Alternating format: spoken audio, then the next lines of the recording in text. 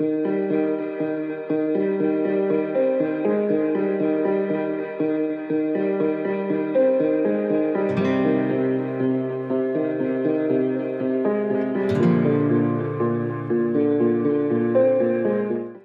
early start, and honestly, it's looking like one of those days. Clear head, fresh air, and for a change, I'm actually early. No rushing, no clock watching. I've even got time to stop, sit down, and take in the views. The quiet, the calm, the feeling that the day hasn't quite woken up yet. Get out of the way. Some people. Now I would have stayed longer, except that's when I realized I'd left my mic in the car, half a mile away. So off I went, quick detour, light jog, quietly negotiating with myself, because the colors were coming, and I knew they wouldn't wait. And just as they started to pop, luckily I made it back. Close call, but no injuries, no disasters, and most importantly, we captured the beauty exactly when it mattered. Classic Brian. Welcome to the channel, and welcome to St. Abs. We're in for one. We're having one. So we're gonna get into it. We got a pano. The sky is blowing up. The sun is about to rise any minute now. And we've got a pano here that might just work out. Sun will be rising right there. St. Abs in the distance, glowing hills. Sun is coming up right now.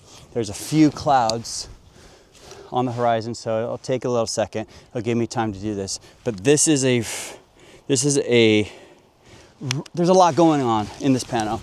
And so what we're gonna do, excuse my sniffling, it's a bit chilly. We're gonna do a vertical panorama.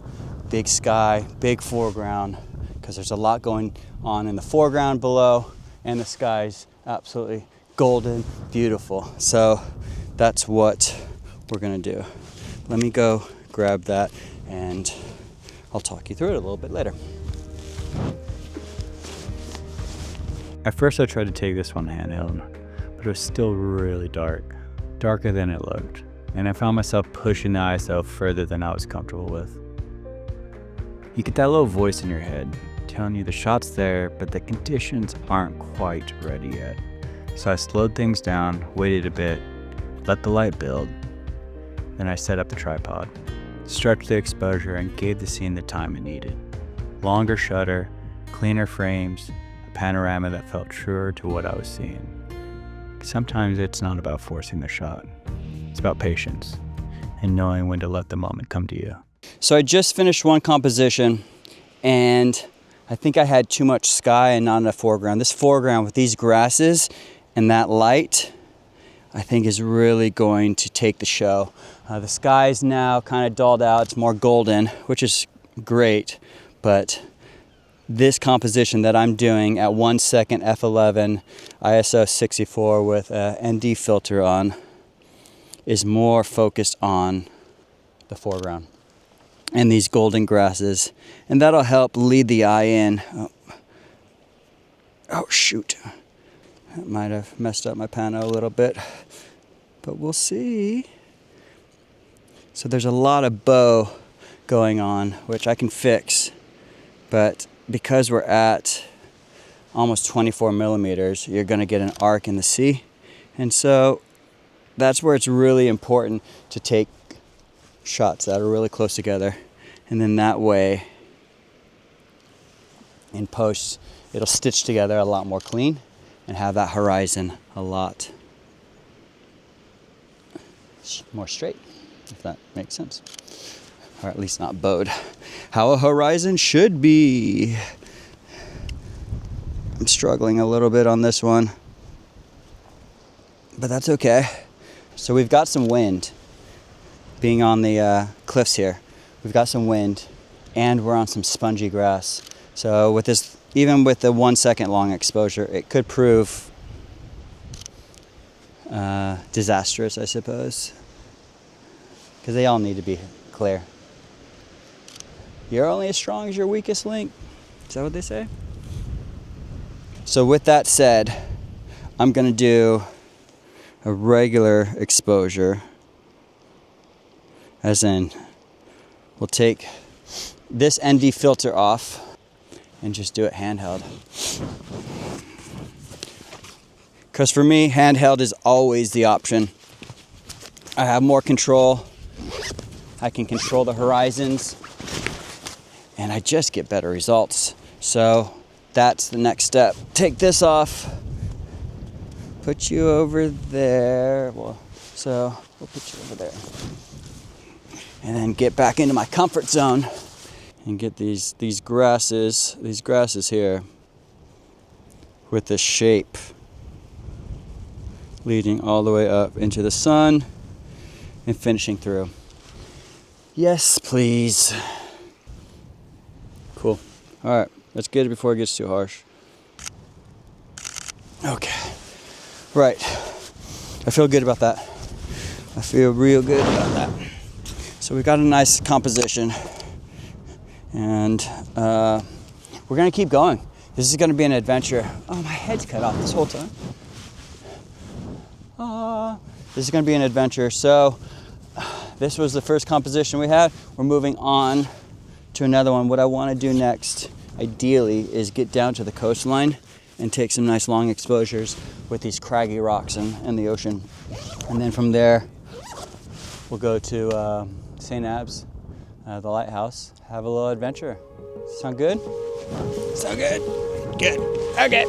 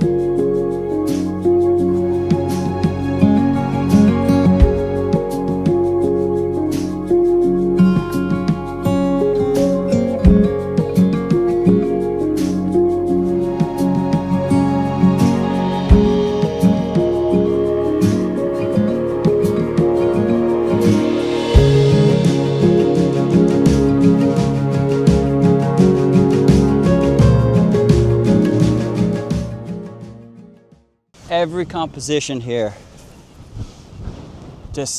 I'm stopping every single second because there's so many amazing compositions. I don't know if you can hear me, let's be honest. The wind is blowing pretty good off of this cliffside. I'll try to stay muffled, but I found a composition over here that looks pretty spectacular. We've got some nice rocks in the foreground here. Oh, please don't blow over.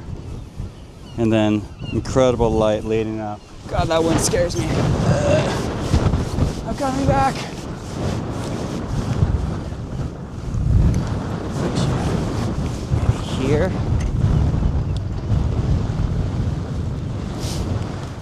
You're getting hit pretty hard, buddy.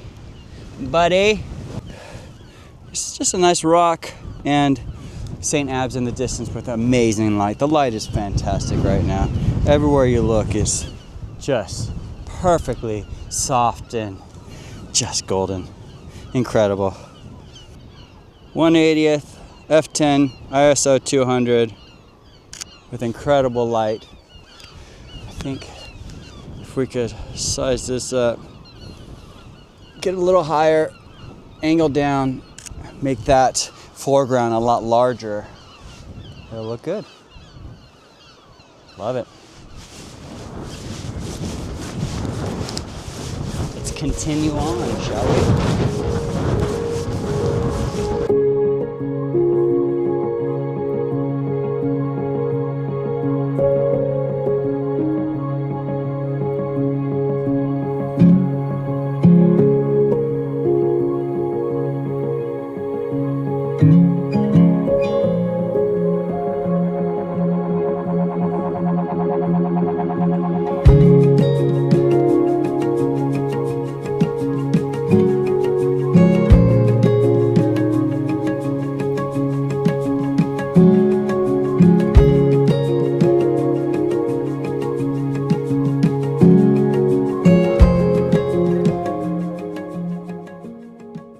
At this point, my cup was full. This is the kind of light every photographer dreams of.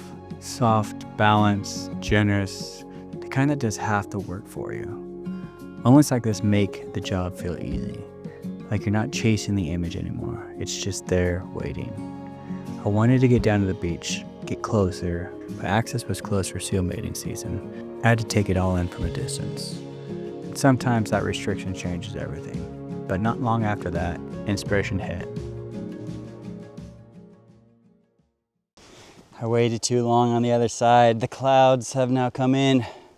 The sun is gone. And I just found this composition that I actually saw once before.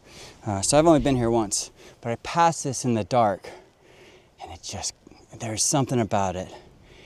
And I just went over the top and it is magical. It is magical. Let me show you before the wind, tucked down in here before the wind gets a little ruffly, but wow, it's everything that I was looking for. And I got there right at the top, right when the sun was going in behind the clouds.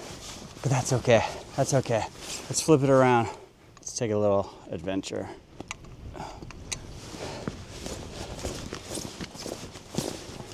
Walking up here, I was just greeted by this incredible. So there's still light, but look at that. We got the whitewash. Just magical. Magical. So I'm hoping we can go around. I did take a pano of this.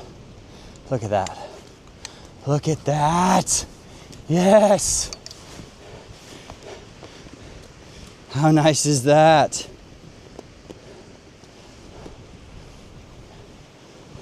But what I want to do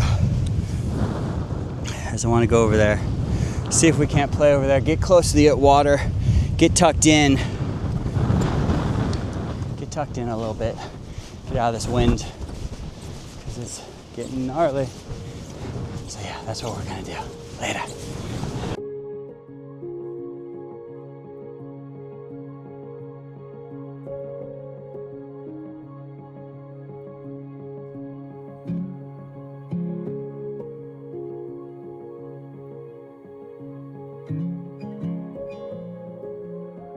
At this point, I was starting to feel a little greedy.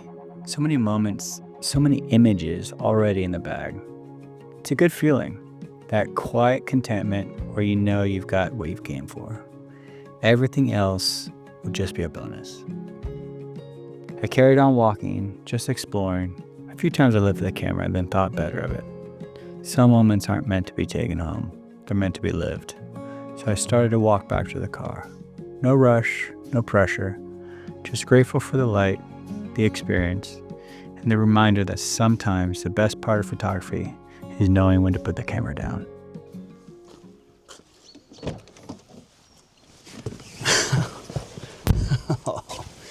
Wow, what a morning. So much happening. There's just so much to capture at St. Eb's. And for panos that obviously I like to do, it's heaven on earth. I'm looking forward to coming back in the summer. Sun will be more north. There's compositions that will really, really call for it. But the early morning shots, oh my gosh, how amazing were those. Takeaways, don't forget your microphone and walk a mile back to capture it and almost miss the sunrise. I had to do there was a lot of wide angle panoramas. There's so much from the foreground to the sky. Having it as portrait is tough, but when you do, make sure you take images and you just take them a little bit closer together to give the computer enough information to stitch it. So it's going to require at least 15 images to go all the way across. Don't do a full 24 millimeters. If you can do 28, it really takes that bowing out that you get from a wide angle, kind of that fisheye. But other than that, yeah, what a fantastic morning. I'm gonna go grab a cup of coffee, and yeah. Hope you guys enjoyed the video. Make sure you subscribe, like, comment, engage. Let me know where you want me to go. And that's me signing off. Love it. Bye, guys.